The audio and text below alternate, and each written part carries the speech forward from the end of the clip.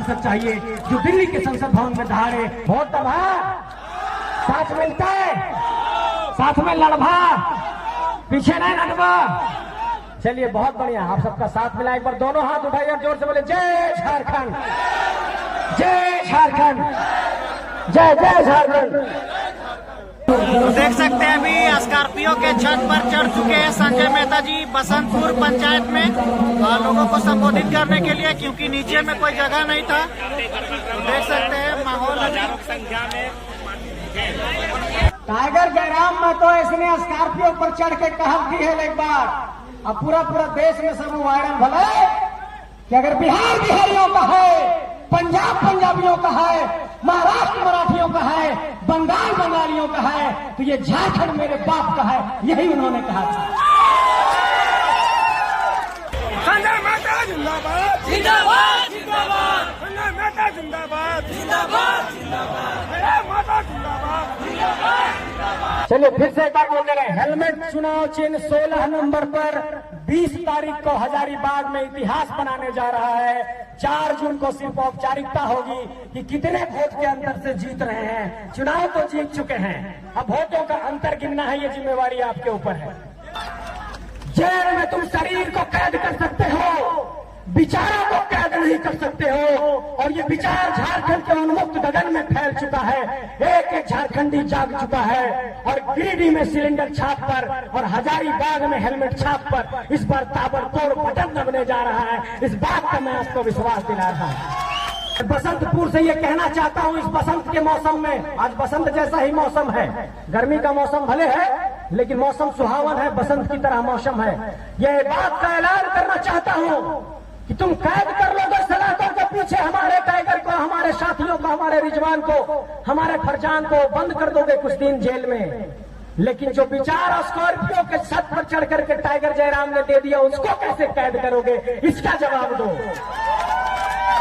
हम गांव गांव जा रहे हैं तो हमारा चाची सब कहती कि बाबू तो इनके बात सुनने में बड़ी समाज लगो, बड़ी बेस बोलो, हाँ झारखंडी हक अधिकार के बात करो, हाँ नौकरी चाकरी शिक्षा रोजगार के बात करो, हाँ जमीन बचवे के बात करो, हाँ विस्थापन पुनर्वास नियोजन के बात करो, हाँ झारखंडी हक अधिकार के बात करो, हाँ बाल बुतरू के भविष्य के बात करो, हाँ सुनने में तो बड़ी अच्छा लगो, हाँ वोटवा दे दो हेलमेट छाप पर 16 नंबर पर। लेकिन एक चीज बताओ कि तोहनी बदल तो नहीं जब, तो एक बात कहल चाहो या जोहार नमस्कार दोस्तों, इस वक्त हम हजारीबाग लोकसभा क्षेत्र के मांडू प्रखंड में हैं, और मांडू प्रखंड अंतर्गत देख सकते हैं अभी हम बसंतपुर पंचायत में हैं, और यहाँ पर अभी 7 बजे संजय मेहता का आगमन हो चुका है। जैसा कि आपको पता ही होगा कि आज है 13 मई, और आज से महज 6 दिन बाद यहाँ पर लोकसभा का इलेक्शन होने वाला है, यानी कि हजारीबाग लोकसभा का इलेक्शन होने वाला है 20 मई को। और यहाँ पर अभी जनता को संबोधित करने के लिए पहुँच गए हैं हजारीबाग लोकसभा के जेल के सांसद प्रत्याशी संजय मेहता जी। तो आइए देखते हैं संजय मेहता जी क्या कुछ बातें रखते हैं इन बसंतपुर लोगों के बीच में। तो तमाम चीज देखते रहिए हमारे वीडियो में, वीडियो को लाइक कर दीजिएगा, चैनल में नए होंगे दोस्तों सब्सक्राइब भी कर दीजिएगा। और चलिए वीडियो को बिना देर किए करते हैं शुरू। तो देख सकते हैं अभी रात्रि के 7 बजने वाले हैं, और 7 बजे अभी यहाँ पर संजय मेहता का आगमन हो रहा है। हजारीबाग लोकसभा सांसद प्रत्याशी जेल के स्कॉर्पियो में घुस चुके हैं। देख सकते हैं यह जो नज़ारा देख रहे हैं आप लोग, ये बसंतपुर का नज़ारा है, और ये मांडू विधानसभा के अंतर्गत आता है। देख सकते हैं यहाँ पर पहले से ही लोग इंतजार कर रहे हैं संजय मेहता जी को सुनने के लिए। काफ़ी संख्या में लोग जुड़े हुए हैं, और ये लोग 2-3 घंटा से यहाँ पर इंतजार कर रहे हैं। देख सकते हैं पूरा हुजूम उमड़ पड़ा है बसंतपुर में। ये है जेएल कैम्प का ताकत, ये है जन ताकत संजय मेहता जी का, टाइगर जयराम महतो जी का। जिधर देखिए उधर ही लोग पहले से इंतजार कर रहे हैं, और भगवान का भी आशीर्वाद लेने के लिए देखिए मंदिर परिसर में जा रहे हैं संजय मेहता जी। अभी अंदर घुस रहे हैं मंदिर परिसर में, और अभी आशीर्वाद लेकर यहाँ जनता को संबोधित भी करेंगे।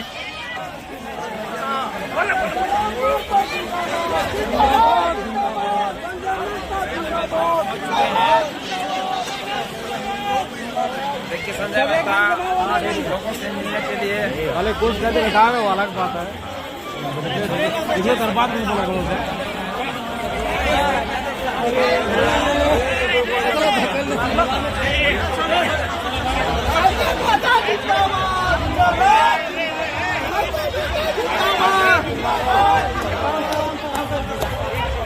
मेहता जिंदाबाद जिंदाबाद जिंदाबाद संजय मेहता जिंदाबाद जिंदाबाद जिंदाबाद मेरा माता जिंदाबाद जिंदाबाद जिंदाबाद आपका सांसद कैसा हो संजय मेहता जैसा हो आपका सांसद कैसा हो संजय मेहता जैसा हो मेरा माता जिंदाबाद जिंदाबाद जिंदाबाद। देख सकते हैं अभी स्कॉर्पियो के छत पर चढ़ चुके हैं संजय मेहता जी बसंतपुर पंचायत में लोगों को संबोधित करने के लिए, क्योंकि नीचे में कोई जगह नहीं था। देख सकते हैं माहौल हजारों की संख्या में।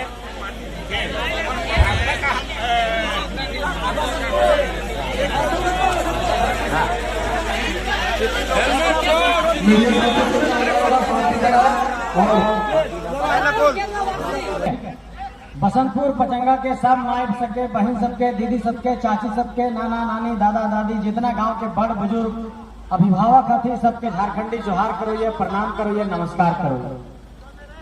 जोहार जोहार होठे ने बतिया ठीक है।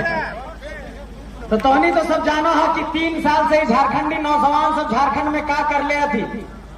मोबाइल में के वीडियो देखला टाइगर जयराम महतो के सब कोई क्या कहले थी अगर मैं टाइगर जयराम महतो बात समझो रहा ना टाइगर जयराम महतो इसने स्कॉर्पियो पर चढ़ के कहा भी है एक बार, अब पूरा देश में सब वायरल भला कि अगर बिहार बिहारियों का है, पंजाब पंजाबियों का है, महाराष्ट्र मराठियों का है, बंगाल बंगालियों का है, तो ये झारखंड मेरे बाप का है, यही उन्होंने कहा था।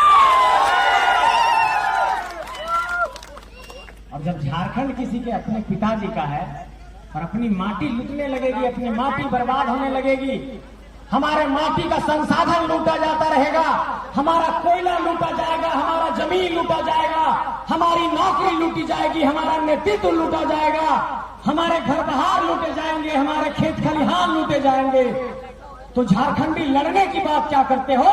झारखंडी शहादत देने को तैयार हो जाएगा, लेकिन अपनी माटी से समझौता नहीं करेगा। ये बात आपको बता रहा हूं। अरे जब प्रधानमंत्री, गृह मंत्री जैसे लोग झारखंड के 14 सीटों पर डिसाइड कर रहे होंगे, तो ये बात तो सामने आई होगी कि क्या विरोध चल रहा है, क्योंकि उन लोगों का इंटेलिजेंस खुफिया बहुत तेज है। वो स्वीकार नहीं करेगा कि तुम्हारे कारण टिकट दिए हैं, लेकिन खलबली तो मचाए हैं। इसलिए इस बात को आपको समझना पड़ेगा कि अगर आज खतियानी लोगों को दिल्ली वाले टिकट देने के बारे में सोच रहे हैं, तो ये आप लोगों की जीत है, ये टाइगर जयराम की जीत है, ये जेबी केसेस की जीत है, ये एक झारखंडी की जीत है। इसलिए आप सबसे ये कहना चाहते हैं कि ये मैसेज चला गया है दिल्ली तक, दिल्ली के बड़े संस्थान इसलिए हम लोगों को कवर नहीं कर रहे हैं। हम ये बात बताना चाहते हैं, गुजरात में पाटीदारों का आंदोलन हुआ, नेशनल न्यूज बना। दिल्ली में आते हैं, जाट लोग आंदोलन करते हैं, किसान आंदोलन करते हैं, नेशनल न्यूज बनता है।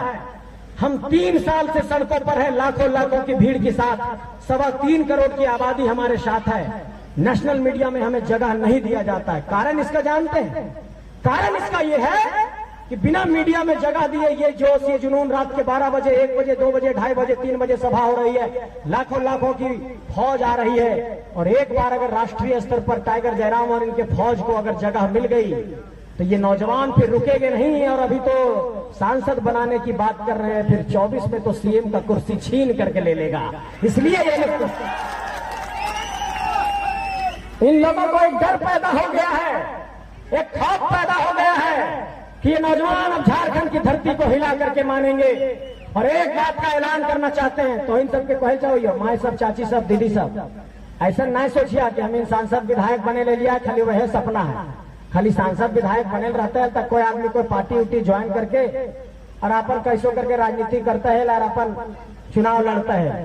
ये झारखंड के नौजवान जो निकले हैं, हम इन जितना गोटे घर से निकलल ही है वो झारखंड में झारखंडी के जगावे ले निकलल ही है। और झारखंड के जगते जगते अगर शहादत देना है तो दे देवे, लेकिन कभी समझौता ककरो से ना करवे, बात के भी भरोसा दिला रहा है। 3 साल में हमने के साथ का करना भला केस मुकदमा, थाना, एसपी, डीसी, डीआईजी, 250 पुलिस, हम इनके 5 गो साथी के जेल भेजना, टाइगर के जेल भेजे के साजिश करना, ये सब चीज 3 साल में हो गया है। लेकिन 3 साल में कोई भी नौजवान ना हिलला है ना डिगला है, लगातार टिकल रहा है, लड़ते रहा है, लड़े के जीते के पूरा बात करता है। इसलिए ये बात के तोहनी के समझना हो कि आखिर 3 साल में हमें नहीं टिकलिए और टिकल रहा है। एक मतलब की कोई जोश है, जज्बा है, जुनून है, हौसला है। और एक बात और जानो है, बिना सांसद रहले, बिना विधायक रहले, बिना कोई चुनाव जीतले, आज अगर कोई कंपनी के पास जेपी केसेस के आदमी जा रहा है कि हमारे मजदूर के साथ दिक्कत हुआ, इसको मुआवजा दो, तो ये जेपी केसेस की ताकत है कि 3 साल में 16 करोड़ 25 लाख रुपया मुआवजा मजदूरों को दिला दिया है। तो हम गांव जा रहे हैं तो हमारा चाची सब कहते कि बाबू तो इनके बात सुनने में बड़ी स्वाद लगो, बड़ी बेस बोलो, हाँ झारखंडी हक अधिकार के बात करो, हाँ नौकरी चाकरी शिक्षा रोजगार के बात करो, हाँ जमीन बचवे के बात करो, हाँ विस्थापन पुनर्वास नियोजन के बात करो, हाँ झारखंडी हक अधिकार के बात करो, हाँ बाल बुतरू के भविष्य के बात करो, हाँ सुनने में तो बड़ी अच्छा लगो, हाँ वोटो दे दो हेलमेट छाप पर 16 नंबर पर। लेकिन एक चीज बताओ कि तोहनी बदल तो नहीं जेबा, तो एक बात कहल चाहो या कि मेरी माँ, चाची से, दीदी से, बहन लोग, एक बात एकदम कान खोल के तोहिन सुन ले कि तोरे घर के बेटा भाई है और अपने माँ से, अपने चाची से, अपने भाई से, अपने चाचा से कोई बेईमानी नहीं कर सको है। इसलिए हमने बार बार एक के बात कह ले कि अगर झारखंड के लिए लड़े ले निकल गई तो जब तक लड़ाई को पूरा ना करवाओ तब तक वापस ना जेबो, बात के तोहनी के भरोसा दिला रहा है। अब आप सबको एक काम करना है, हम लोगों के पास संसाधन कम है। लोग कहते हैं कि टाइगर जयराम जी स्कॉर्पियो पर चढ़ करके भाषण क्यों देते हैं। अरे राजनीति कम संसाधन में भी की जा सकती है, सिर्फ विचारों की बुनियाद पर राजनीति की जा सकती है, सिर्फ बड़े मंच बना लेने से राजनीति नहीं होती है। ऐसे छोटे से ऊंचाई पर चढ़ करके भी भाषण देने से राजनीति होती है, ये साबित करके दिखाया हमारे नौजवानों ने। और हमारे साथियों को जेल भेजा गया, हमारे देवेंद्र भाई, रिजवान भाई, फरजान भाई, रवानी भाई, इसको जेल भेजा गया। टाइगर जयराम को जेल भेजने की कोशिश की गई। मैं बसंतपुर से ये कहना चाहता हूं, इस बसंत के मौसम में, आज बसंत जैसा ही मौसम है, गर्मी का मौसम भले है लेकिन मौसम सुहावन है, बसंत की तरह मौसम है। ये बात का ऐलान करना चाहता हूं कि तुम कैद कर लो 10 सलाखों के पीछे हमारे टाइगर को, हमारे साथियों को, हमारे रिजवान को, हमारे फरजान को बंद कर दोगे कुछ दिन जेल में, लेकिन जो विचार स्कॉर्पियो के छत पर चढ़ करके टाइगर जयराम ने दे दिया उसको कैसे कैद करोगे, इसका जवाब दो। जेल में तुम शरीर को कैद कर सकते हो, विचारों को कैद नहीं कर सकते हो। और ये विचार झारखंड के उन्मुक्त गगन में फैल चुका है, एक एक झारखंडी जाग चुका है। और गिरिडीह में सिलेंडर छाप पर और हजारीबाग में हेलमेट छाप पर इस बार ताबड़तोड़ बटन दबने जा रहा है। इस बात का मैं आपको विश्वास दिला रहा हूं। हमने के कहो कि बाबू तोहनी पारो पार भारे, इस सबसे 100 करोड़ 200 करोड़ 500 करोड़, 2 बार के सांसद, 3 बार के मंत्री, 3 बार के विधायक, 2 बार के विधायक, प्रधानमंत्री आ रही थी प्रचार में, मुख्यमंत्री आ रही थी प्रचार में, तोहनी का स्टार प्रचारक क्या हो यार। हमनी का स्टार प्रचारक इतना माँ, चाची, दीदी सब थी जो गाँवे गाँवे कहले थी कि हेलमेट छाप पर वोट देना है। तो हम लोगों को कोई स्टार प्रचारक की जरूरत नहीं है। हमारी मिट्टी में जो हमारे लोग हैं, हमारे माँ, चाची, दीदी लोग हैं, वही हमारे स्टार प्रचारक हैं। ये हेलमेट बाइक पर चढ़ने के बाद सुरक्षा देता है और ये हेलमेट इस बार हजारीबाग में सुरक्षा देगा। आप सब 16 नंबर पर बटन दबाइए, यही बात आप सबसे कहने आया हूं। आपका भाई, आपका बेटा आपसे साथ मांग रहा है, आपसे सहयोग मांग रहा है। और एक बात देखते हुए कि जब चुनाव होता है तो बड़े बड़े राजनीतिक दल अपने चुनाव चिन्ह का डेमो बनाते हैं। कोई चिन्ह का प्लास्टिक से कुछ डेमो बनाते हैं, उसमें बहुत खर्चा भी होता है। भगवान भी जानते हैं कि इन लोग पास पैसा कौड़ी नहीं है। किस्मत से हेलमेट चुनाव चिन्ह मिल गया जो हर घर घर में है,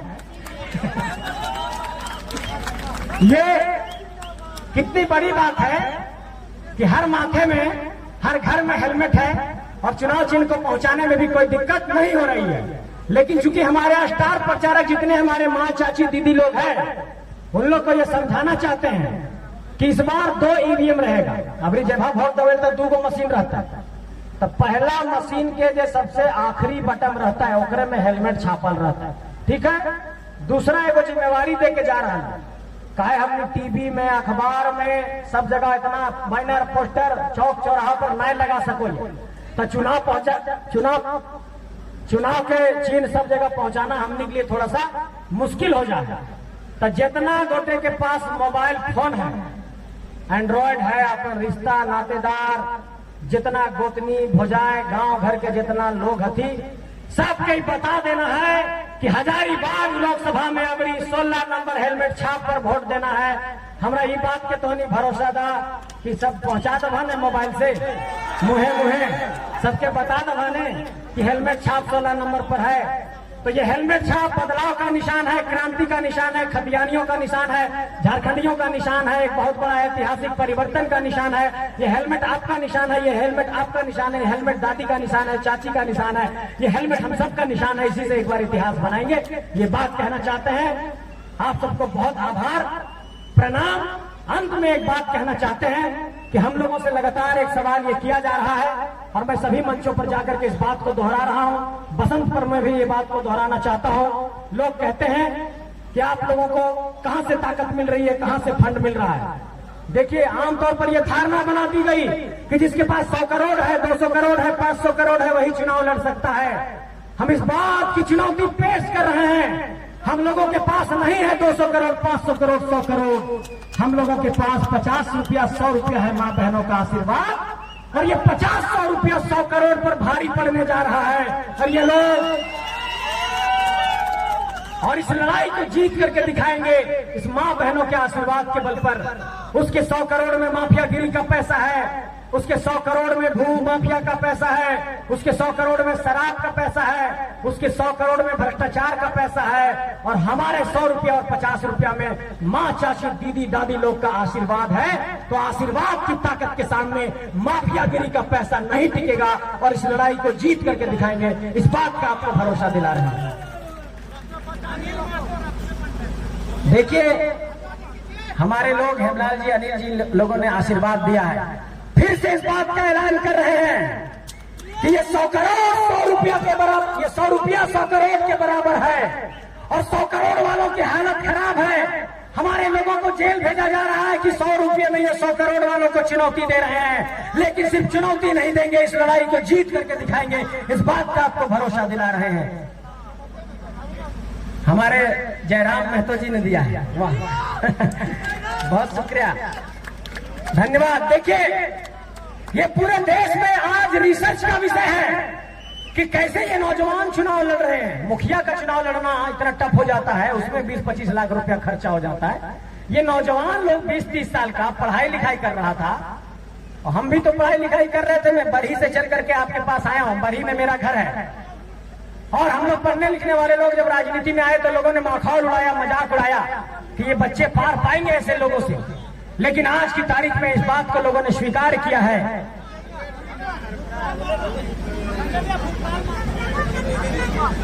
देखिए, ये बोलती तस्वीरें हैं और ये इतिहास की तस्वीरें हैं, इतिहास बनाने की तस्वीर है।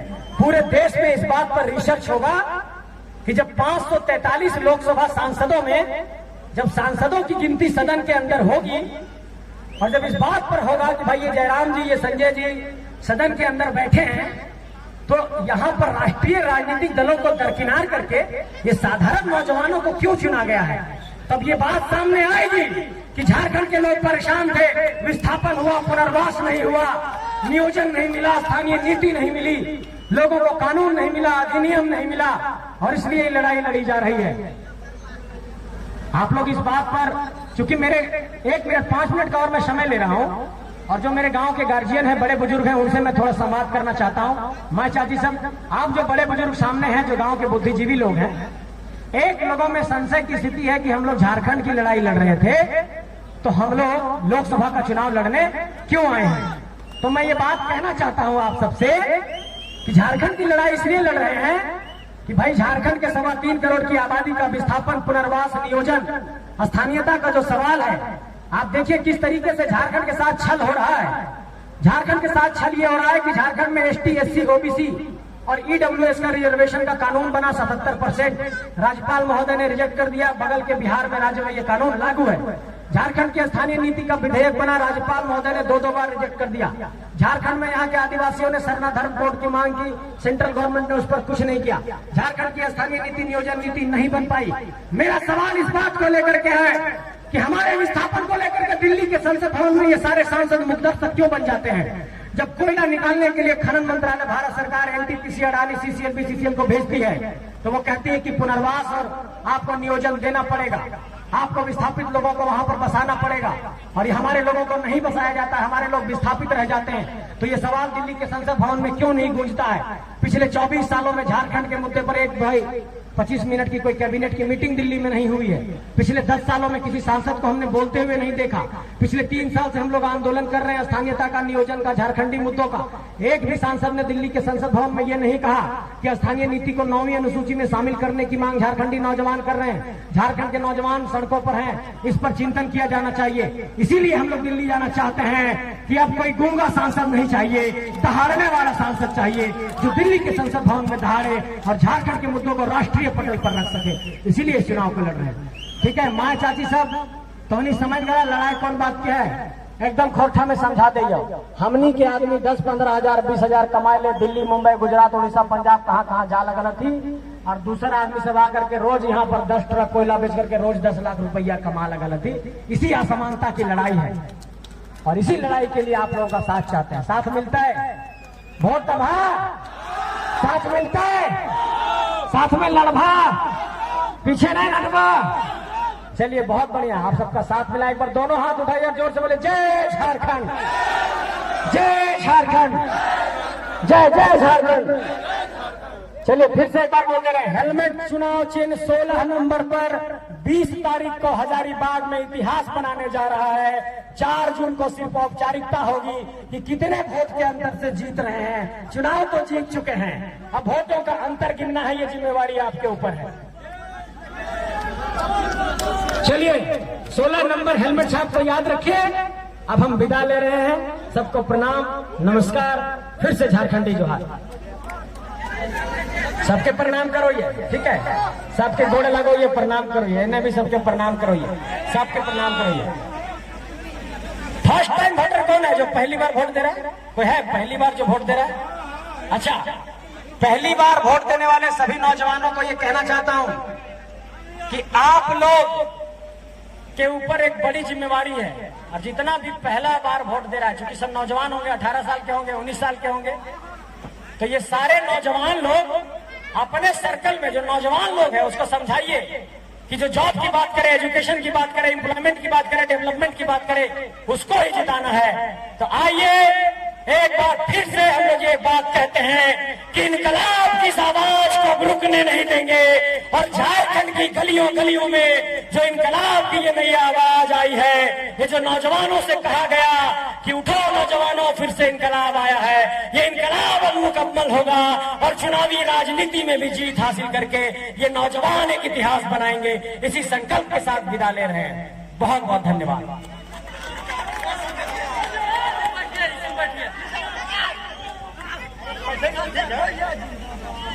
हाँ तो आवश्यक सूचना माइक दे देंगे। हेलो साथी।